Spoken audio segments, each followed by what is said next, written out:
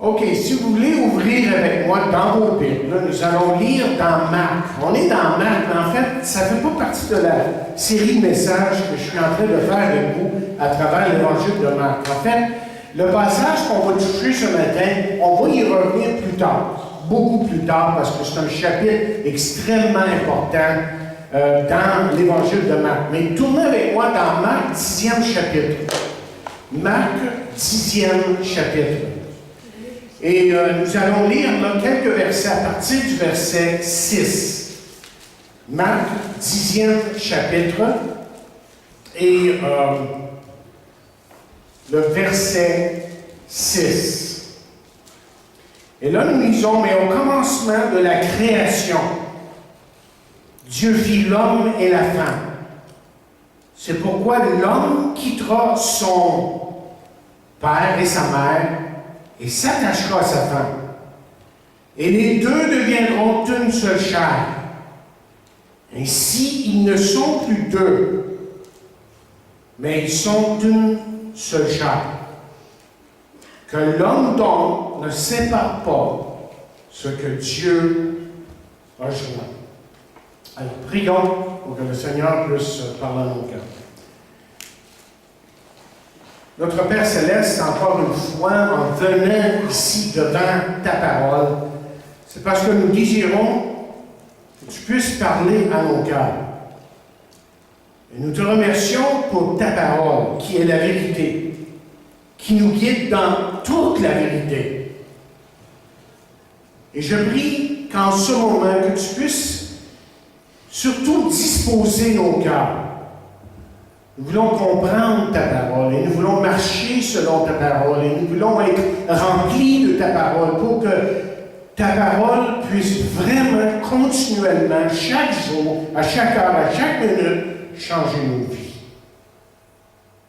Et nous en avons tous besoin. Parce que nous avons tous des manquements, des choses dans la vie que nous avons besoin de te remettre. Donc, Seigneur, qu'aujourd'hui, nous puissions nous placer devant toi et te laisser agir en nous, pour ta gloire. Nous le prions dans le nom de Jésus. Amen. OK, c'est un dimanche, évidemment, une journée pour célébrer la fête des pères. Et pour se rappeler, comme vous l'avez fait au début, là, ce que nos pères nous ont apporté dans nos vies. Mais c'est aussi un temps pour parler d'un autre sujet, celui de la famille. Et plus particulièrement, ce matin, j'aimerais intituler ce message « Est-ce que la famille peut être sauvée? » Ce que nous devons savoir en partant, c'est que l'institution qu'on appelle la famille, chers amis, est de plus en plus menacée, attaquée et déstabilisée. Jamais a-t-on vu autant d'efforts concertés pour détruire la famille dite traditionnelle. Nous sommes justement à ce point que notre société offre maintenant aux couples du même sexe les mêmes privilèges qu'un couple traditionnel, le mariage, l'adoption des enfants, et les mêmes bénéfices que, comme j'ai dit, la famille traditionnelle. On a interviewé, il y a quelque temps de cela, un pasteur sur la question du mariage des gens du même sexe. Il a commencé sa réponse en disant ceci. Il a dit, « Je ne suis pas ici en tant que pasteur pour donner mon opinion, mais pour vous dire ce que la Bible dit sur le sujet. Et ça, dit-il, c'est le rôle du pasteur. » Maintenant, moi, je ne veux pas que vous sortiez de cette place pensant que je hais qui que ce soit. Mais je veux vous dire ce matin que nous avons le droit, en tant que chrétiens, de vivre selon la parole de Dieu et de trouver certains comportements inacceptables Parce que la parole de Dieu, parce que Dieu parle dans sa parole, assez clairement, merci. Vous savez, la tricherie, le mensonge, la haine, le vol, la convoitise, l'ivrognerie, la médisance sont aussi inacceptables aux yeux de Dieu. Et pourtant, la parole de Dieu nous dit que Jésus-Christ est mort sur la croix pour des gens comme ça.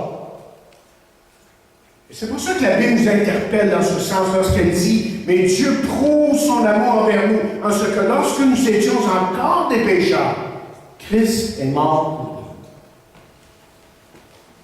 Mais continuons sur notre sujet de ce matin. Disons que l'institution qu'on appelle la famille, en 2014, est en pleine crise. Le nombre de divorces ne cesse d'augmenter. 1 sur 3 dans notre société finissent par le divorce. Et apparemment, c'est la même chose dans l'Église, et certains pensent que c'est même pire dans l'Église. Et parce que le mariage est en difficulté, plusieurs, évidemment, ont suggéré des solutions de rechange. Par exemple, un dénommé Robert Bremer, qui a écrit 2 romans, The Harold Experiment and Letters from Harold, l'expérience Harold, les lettres de Harold, je n'ai jamais lu. J'ai tiré ça d'une revue et justement, dans ces romans, il suggère que les jeunes seraient beaucoup mieux en étant totalement libres des responsabilités du mariage. Et l'idée est que l'engagement apporte avec lui toutes sortes de complications, toutes sortes de restrictions que nos jeunes n'ont pas besoin aujourd'hui. Quelqu'un a même écrit que le mariage est un enfer et qu'il faudrait terminer cette expérience le plus tôt possible. Là, je viens de vous donner en bref ce que les gens pensent du mariage aujourd'hui. Alors, évidemment, la question qui se pose, c'est comment le chrétien doit-il répondre à ça, réagir à ça? Écoutez, pour commencer, je pense nous devrions passer en revue quelques principes importants pour quelques instants, pour que nous sachions à quoi nous emmener. Pour le chrétien, il est important pour lui aussi de travailler à maintenir ceci, ces principes, sans nécessairement à s'attendre à la perfection de tous. Mais dans le passage dont il est question ce matin, nous avons lu Jésus qui nous donne l'idéal pour la vie familiale, tel que donné par le Père Céleste. Et voici l'intention de Dieu dans le mariage. Il a créé l'homme et la femme afin que chacun se complète. Et cet arrangement produit l'existence d'une famille dans laquelle 2 personnes, chers amis, s'engagent l'une envers l'autre pour la vie. Et on pourrait même ajouter qu'à ses yeux, que c'est une alliance sacrée. Donc, si un couple entre dans cette alliance, il le fait afin que le plan de Dieu s'accomplisse dans sa vie. L'idéal est devant nous. On l'a lu il y a quelques instants. Laissez-moi vous lire cette fois-ci dans la traduction sommaire qui dit ceci. Mais au commencement de la création, Dieu a créé l'être humain, homme et femme. C'est pourquoi l'homme quittera son père et sa mère pour s'attacher à sa femme, et les 2 ne feront plus qu'un. Ainsi ne seront plus 2, ils feront un. Que l'homme donc ne sépare pas ce que Dieu a uni. Quelqu'un dit qu'il y a 3 transfusions nécessaires pour la survie de la famille aujourd'hui. Comme une transfusion de sang, évidemment, peut sauver ou garantir la survie d'un patient, il y a 3 transfusions que j'aimerais vous donner ce matin qui peuvent garantir la survie de la famille. Et la première, c'est ceci. Que la famille survivra seulement s'il y a un engagement entier pour sa survie. Justement, on a constaté il y a quelques instants que plusieurs suggèrent aujourd'hui une relation sans engagement. Que l'engagement formel dans le mariage n'a plus sa place dans notre société moderne. Qu'essentiellement que le mariage, voyez, est inutile et même nuisible parce qu'il apporte des tensions, des difficultés et empêche la vraie liberté. Mes chers amis, si vous creusez un peu plus loin, si vraiment vous prenez le temps de creuser un peu plus loin, vous allez découvrir que la pensée derrière ce refus d'accepter le principe qui est énoncé dans la parole de Dieu, c'est qu'on refuse d'accepter quoi que ce soit qui soit difficile. Ce qui fait que si la relation n'est pas totalement satisfaisante, et la pensée, c'est qu'il faut tout simplement l'abandonner. Et c'est justement cette attitude de non-engagement qui a amené l'idée de mariage à essai. Essai, je dirais. Mariage qui dure quoi? 3 à 5 ans? C'est un contrat. Après ça, si on n'est plus satisfait, on abandonne. Ou l'idée qu'on peut rester ensemble pour un temps pour voir si ça marche. Et pourtant, la Bible appelle ça la fornication. C'est clair. Écoutez, ce qui arrive au mariage n'est pas tellement différent, voyez, de ce qui se passe dans notre société en général. Parce que, vous voyez, nous vivons dans une société, à une époque de ce que j'appellerais, moi, de la non-frustration. Une époque où le plaisir doit être instantané. Tu la veux? Bien, prends-la. C'est aussi simple que ça. La tolérance, autrement dit, pour ce qui est difficile, est au point zéro pour bien des gens et même pour beaucoup de chrétiens aujourd'hui. Donc, dans une société dans laquelle la facilité et le manque d'engagement est prôné et véhiculé, si vous voulez, la survie et du mariage et de la famille devient de plus en plus difficile et problématique. Ça devient beaucoup plus difficile de garder une famille intacte. Et c'est pour ça, vous voyez, que c'est tellement important d'enseigner à nos jeunes. Et là, je parle des parents, les pères de famille, les mères de famille, pasteurs aussi, moniteurs d'école du dimanche, d'enseigner à nos jeunes l'importance d'un engagement à vie qui conduit normalement à une vie familiale remplie de joie et de réelle satisfaction.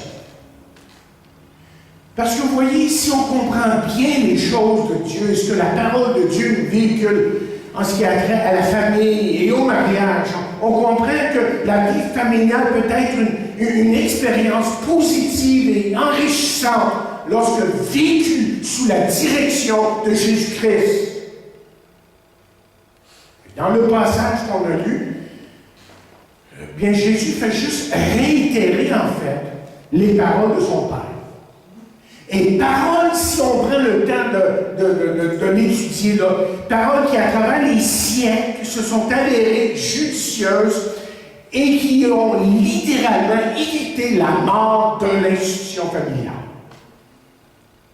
Donc, chers amis, le mariage est une relation permanente ayant comme base un engagement ferme et solide. Et voici mon deuxième point important ce matin. La survie de la famille vient par son intégration dans la sphère de l'Église locale. Et les preuves sont faites depuis des siècles que la famille qui survit est celle qui reconnaît l'importance du rôle de l'Église locale. Parce que vous voyez, là, dans la jungle des pensées, dans la jungle des idées qui viennent du monde, ça devient aujourd'hui plus que jamais pour la famille une question de vie de mort. La famille qui prie reste ensemble. La famille qui adore et qui étudie la parole ensemble peut survivre, autrement dit, plus facilement, les intempéries de la vie. Et il y en a des intempéries. Mais peut-être que vous demandez pourquoi c'est vrai et comment cela peut être vrai. Essayons de comprendre un instant. Oui, la famille moderne de 2014. La famille moderne est exposée à toutes sortes de choses. Et en particulier dans cette ère de l'Internet. Ce qui fait là, que l'influence du monde et des pensées du monde, des idées qui viennent du monde, s'accroît. Sont en pleine face, sont là devant nos yeux constamment. Et une influence qui très souvent, plus qu'autrement, une influence qui très souvent, sinon la plupart du temps, je dirais, abaisse l'importance du mariage et le noyau familial. Et je me demande jusqu'à quel point, si nous réalisons comment nous sommes conditionnés par les médias aujourd'hui. Ce qu'on voit, ce qu'on entend à la radio et tout le reste. Je me rappelle qu'il y a bien des années de ça, quand je ne sais pas si c'est ma femme qui m'a fait la remarque ou quoi, mais je l'avais entendu moi-même, il y avait un petit ami d'un de mes garçons, ou peut-être que c'était Laura, je ne me rappelle plus. Mais ce petit garçon parlait d'un personnage de télévision. C'était petit, là, puis c'est comme s'il connaissait personnellement. Jordi a fait ci, et Jordi a fait ça, puis là, le talent pensait que c'était son chum, un personnage de télévision. Mais c'était tellement ancré en lui. Mais vous voyez des vidéos de musique, par exemple sur Musique Plus, et d'autres. Avez-vous remarqué comment ils sont anti-famille? Avez-vous remarqué comment ils sont anti-mariage? Ils sont pro ça, de choses qui sont complètement contraires aux Écritures.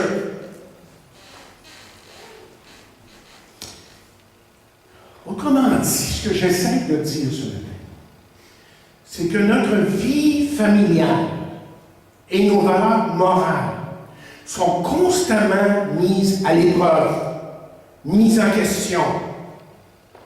Et ce qui est plus grave dans ça, ce qui est encore plus grave dans tout ça, c'est que les producteurs de Hollywood savent exactement ce qu'ils sont en train de faire. Ils se disent, je vais vous avoir. Et vous allez commencer à penser comme nous autres on pense. Et vous en apercevrez même pas. Je vous donne un exemple. À part de quelques-uns qui ont sorti dernièrement, j'ai vu tous les films de Superman avec mes enfants. Alors, on s'en allait au théâtre, c'était un événement. Une fois, on a rencontré Ginette Renault, justement, avec ses enfants. Donc, on s'en allait voir Superman. Moi, ça me faisait rire. C'était correct. Alors, on s'en va là, puis film numéro 1, numéro 2, numéro 3. Je ne sais pas si c'était au 4e. Arrivé au 4e Superman, 4e film de Superman, Superman décide de coucher avec Lois Lane. Ah! Valeur communiquée par Hollywood. Qu'est-ce que c'est? C'est tout à fait normal. Tu la veux, mais prends-la, mon bonhomme. C'est tout. Ou dans un autre film, une femme est dans une relation difficile avec son mari, sans chercher d'aide, elle songe de le laisser. Et ce qui n'aide pas, c'est qu'elle rencontre un beau bonhomme. Il est beau, puis il est fin, puis il écoute. Il est gentil. Bien évidemment, elle laisse son mari pour cet homme. Valeur communiquée par Hollywood. Ben voyons donc, c'est normal, ça va mal. Je peux juste vous mentionner 2 classiques que vous avez tous vus. Si vous êtes de mon âge, vous les avez vus, c'est certain. Casablanca. Qu'est-ce qu'on a vu Casablanca? Peut-être pas? OK. Dr. Chivago. Hein, on a vu Dr. Chivago. Mais savez-vous que dans ces films-là, que l'adultère est normalisé, et tout est correct? Vous pouvez le faire parce que vous êtes dans une situation où vous avez besoin de quelqu'un. Voyez comment que Hollywood, les producteurs de Hollywood sont en train de laver le cerveau des gens, et ça, c'est normal. On nous dit. Mais là, on peut parler de la pression qui vient de l'intérieur de la famille. Il y a toutes sortes de pressions qui peuvent venir dans le vécu d'une famille. Et par exemple, on peut dire qu'il est de plus en plus difficile pour le mari de suffire aux besoins de sa maison. Ça, hein, c'est de plus en plus difficile. Ça coûte tellement cher. Ce qui fait que les deux travaillent. Ce qui fait que s'il n'y a pas une bonne entente là, dans le couple, certains problèmes peuvent surgir. Simplement, par exemple, commencer à manquer de communication, on ne communique plus, tellement occupé. Ou le fait que les enfants sont laissés à eux-mêmes trop longtemps, ou tout simplement parce que ce qui arrive à la longue, c'est qu'il n'y a vraiment plus de vie familiale. Et tôt ou tard, vous voyez, ces choses deviennent inévitables, et tôt ou tard, si on ne fait pas attention, ça brise la famille. C'est pour ça qu'on voit tellement de familles brisées. Moi, je le vois. Jasmine le voit, on ramasse des enfants. Un il est là une semaine, l'autre semaine il est là à l'autre place. Pourquoi? Ah ben, tu sais, j'étais avec mon père là, puis j'étais avec ma mère là. Puis c'est continuellement comme ça. Les familles qui sont brisées. Écoutez, aujourd'hui, en 2014, là, moi je pense que plus que jamais, et je parle à vous en tant que chrétien, que ça prend beaucoup d'efforts et de discipline pour que la vie familiale soit normale. Mais vous savez, c'est aussi un fait que les gens aujourd'hui se sentent de plus en plus isolés. Et c'est à partir de quoi les bars existent. Il y a des bars. Ici et là, il y en a plusieurs, je remarque ici à Saint-Jean. C'est un lieu de rencontre, vous savez, pour trouver une certaine camaraderie. Mais on doit ajouter à ça que nos familles, vous voyez, se sentent de plus en plus isolées. Et elles aussi ont besoin de camaraderie. Ce qui fait que l'Église locale, notre Église locale, c'est une de ces églises-là, OK, se veut cette place où la famille peut trouver une vraie camaraderie. Nous, en tant que chrétiens, on appelle ça la communion fraternelle. Seulement, cette camaraderie-là, offerte dans le contexte d'une église, est tout autre que celle trouvée dans un bar. Laissez-moi vous dire pourquoi. Et d'abord, je dirais ceci, ne soyons pas stupides et naïfs. Un bar peut offrir une certaine camaraderie, une certaine chaleur entre amis.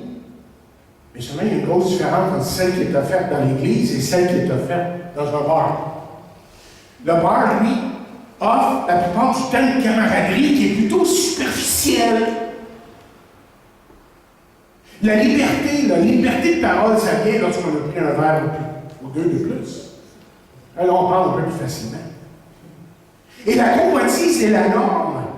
Parce qu'après un verre ou deux ou trois, elle est pas mal plus beau, là. Elle est pas mal plus belle. Oh! Hein? Et ensuite, on peut dire que dans qu'un bar là, ne fait absolument rien pour la famille. Tandis que dans l'Église locale, ce que l'Église locale offre, c'est une camaraderie qui est authentique et qui est vraie. Au moins, on vit ça. Et la liberté, ça ne vient pas par l'alcool, ça vient par le Saint-Esprit. Et ce n'est pas la convoitise qui est véhiculée dans l'Église, mais le respect de son prochain, qu'il soit homme ou femme. Et une Église, contrairement à un bar, renforce et solidifie le noyau familial. Est-ce que vous voyez la différence? Là? Il y a définitivement une grande différence. Mais il y a autre chose aussi. L'Église, par sa mission, l'Église, par son enseignement et sa communion fraternelle, écoutez bien ce que je dis ici, très important, donne une bonne perspective sur les choses du monde, sur ce qui est dit, sur ce qui est fait. Et comme j'ai dit au début, là, il y a toutes sortes de choses qui sont dites aujourd'hui, véhiculées d'idées, de pensées et tout le reste. Je me rappelle, il y a plusieurs années, Marc arrive de l'école avec un dessin, quelque chose là, sur l'évolution. Quelque chose qui n'avait absolument pas d'allure. Moi, je l'ai pris à part. Et je lui ai dit ce que la Bible enseignait sur le sujet. Mais vous voyez, c'est ça le rôle de l'Église, que l'Église offre à la famille encore aujourd'hui. Ça ne veut pas dire qu'il faut taire toute discussion, comme certains font, même comme les chrétiens, il ne faut pas que tu parles de ça. Non, on parle. Mais ce qu'on veut faire en tant que père, en tant que mère, en tant qu'Église, c'est de diriger nos jeunes vers la pensée de Dieu. Qu'est-ce que Dieu dit sur ce sujet-là dans sa parole? Vous savez, la Bible nous dit ceci. Elle dit, n'abandonnez pas vos assemblées. Vous savez pourquoi elle dit ça? Elle dit ça parce qu'elle se veut, l'Église, une protection pour la famille. Comprenez ce que je suis en train de dire, moi? C'est pour protéger la famille, le noyau familial. Autrement dit, la famille aujourd'hui a besoin de son église locale pour rester ensemble, pour avoir, comme j'ai dit, la bonne perspective sur les choses de la vie, parce que veut pas, là, veut pas. Ce que vous entendez, ce que vous voyez, ce que vous lisez, vous êtes toujours en train d'interpréter ça dans votre vie, dans votre vécu. Ça veut dire quoi pour moi, ça? Mais qu'est-ce qui va être votre guide? Qu'est-ce qui va être votre base pour que vous puissiez vous diriger dans la vie pour plaire à Dieu? Alors, je vais poser la question absolument. Quelle est votre attitude envers votre église locale? Est-ce que vous vous contentez tout simplement d'être membre? Vous contentez-vous d'y assister de temps en temps, quand ça vous tente, quand ça fait votre affaire? Ou est-ce que vous vous contentez tout simplement de critiquer tout le monde et tout ce qui est dans l'Église, sans réaliser qu'il y a quelque chose que vous pouvez faire? Alors, quelles sont justement les conséquences d'une telle attitude? Et peut-être que ce matin, je m'adresse surtout aux pères de famille. Quand on minimise l'Église, quand on dit c'est pas important, c'est quoi les conséquences de ça? Bientôt ou tard, vous voyez, vous faites du mal à vous-même et vous faites du mal. Et c'est pas dans l'immédiat, on ne voit pas ça tout de suite, mais c'est à la longue, avec les années, là, on voit les conséquences de telle action lorsqu'on délaisse son église locale. Vous faites du tort à vous-même et à votre famille. Et en fait, aussi, on pourrait dire, comme je viens de dire, là, vous ne faites pas partie de la solution. C'est vrai qu'il y a des problèmes, il va toujours en avoir des problèmes, mais Dieu vous appelle peut-être, vous, à être la solution. Si vous êtes là, évidemment. C'est une base régulière, on peut compter sur vous. Vous êtes là, OK, il y a des choses qui doivent se faire, mais si vous êtes là, bien sûrement qu'on peut utiliser votre âme. Ou peut-être que l'autre conséquence dans tout ça, c'est que vous découragez les autres qui font des efforts pour faire avancer leur église locale. Et enfin, parce que vous êtes plus ou moins là, vous demeurez distants des autres, ce qui fait que les autres sont incapables de vraiment avoir une vraie communion avec vous, pour prier pour vous, pour vous soutenir dans les moments difficiles. Écoutez, moi je pense, écoutez-moi bien ce que je dis là, je suis convaincu que nous pouvons tous contribuer positivement à cette Église. Et que certains peuvent même en faire plus. Mais vous savez quoi, ça c'est toute une question de volonté. C'est si vous décidez de le faire. En tout cas, une chose est sûre, c'est que l'Église locale se veut une place où la famille tout entière peut grandir spirituellement pour faire face à un monde qui est complètement désorienté moralement, spirituellement. Troisième point, je vais faire. La survie de la famille vient lorsque nous nous assurons que Jésus-Christ fait partie de toutes les parties fonctionnelles de celle-ci. Autrement dit, là, Dieu veut être maître de la vie familiale. Il veut être maître de votre vie familiale. Et Jésus a dit en vérité, je vous le dis, Moïse ne vous a pas donné le pain du ciel, mais votre Père vous donne le vrai pain du ciel, car le pain de Dieu, c'est figuratif, c'est celui qui descend du ciel et qui donne la vie au monde. On parle de Jésus ici, évidemment. Autrement dit, c'est Jésus qui donne la vraie vie à la famille, et c'est lui qui peut justement garder celle-ci intacte.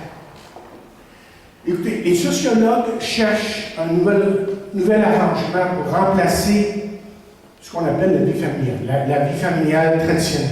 Et de long en large, on discute les problèmes familiaux en traitant la plupart du temps seulement les symptômes et non pas les vrais problèmes.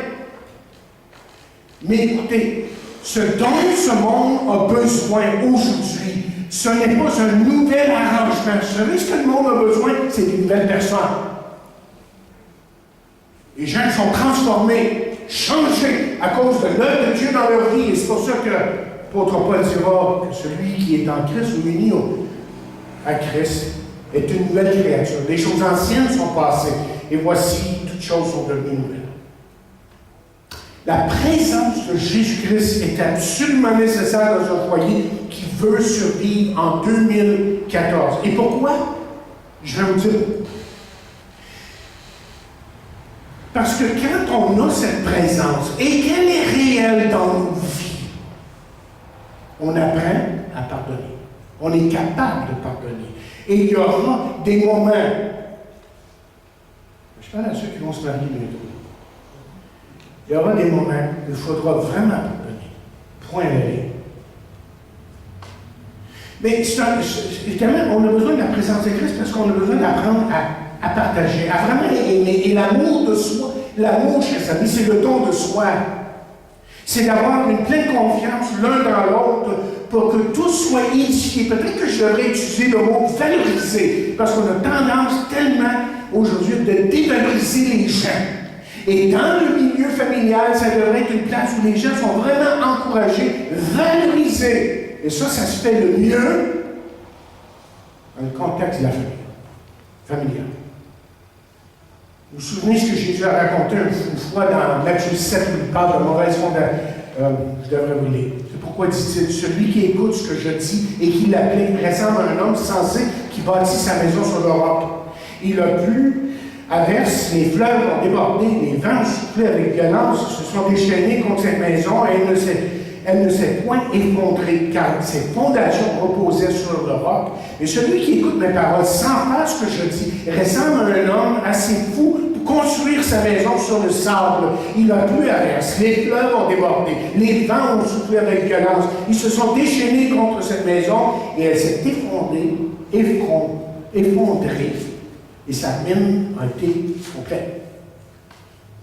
Mais moi, je pense que ces paroles-là s'appliquent justement, sont tout à fait appropriées pour la famille. Parce que vous voyez, une famille, une société se désintègre parce qu'elle est construite sur une mauvaise fondation. Une famille reste ensemble parce qu'elle est fondée sur quelque chose de solide, sur une bonne fondation, sur la bonne fondation, à savoir Jésus.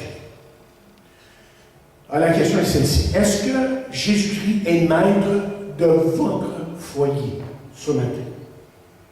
D'abord et avant tout, est-il maître de vous, de votre vie? Et Jésus a dit quelque chose que peu de chrétiens ont vraiment saisi et je veux que vous le saisissiez ce matin.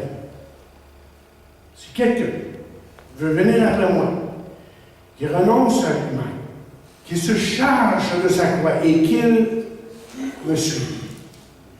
Écoutez, la plupart des gens pensent que porter sa croix ne veut dire qu'endurer son calvaire, qu'endurer ses preuves. Mais ce que ça veut dire vraiment, quand il dit ici de porter sa croix, c'est de mourir à soi-même. Autrement dit, il faut mourir pour vivre. Et c'est de laisser Jésus prendre le plein contrôle de sa vie.